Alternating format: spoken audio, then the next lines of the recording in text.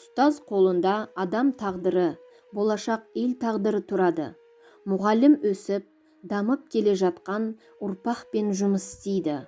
Сол жас бүгінгі күннің жаңалығынан сырт қалмай ізденісте болу үшін заман талабына лайық жаңа білім, жаңа тәрбие керек. Мұғалім сөзімен, ісімен, мәдениетімен, білікті білімімен, ұйымдастырушылық қабілетімен, балалармен тіл табысудағы қасиетімен асқақ. Өз кәсібін қадірлеген ұстаз ғана педагогтық мәртебесін биік ұстай алады. Қазіргі қоғамда қажетті де осындай ұстаздар.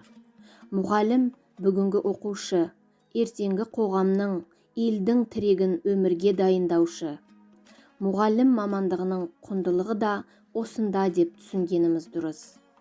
Мен, Амаева Малинур Нұрдунқызы, 2015 жылдан бастап Алматы облысы Ұйғыр ауданы Долайты орта мектебінде ағылшын тілі пәні мұғалімі болып жұмыс атқарып келемін.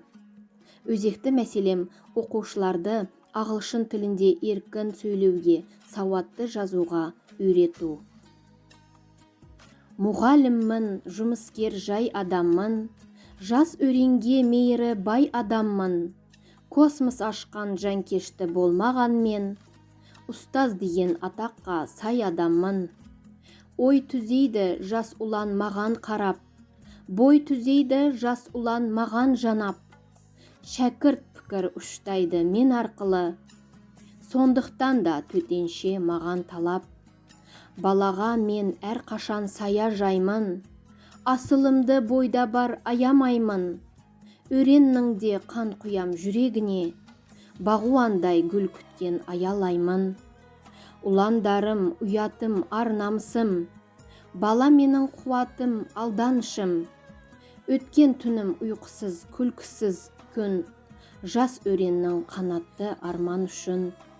Ізденісім, еңбегім, тебіренісім, ақыл ойым, жігерім, жер жемсім. Бәрі дағы балаға, оқушыма, ұстаз тұтып соңыма ерген үшін.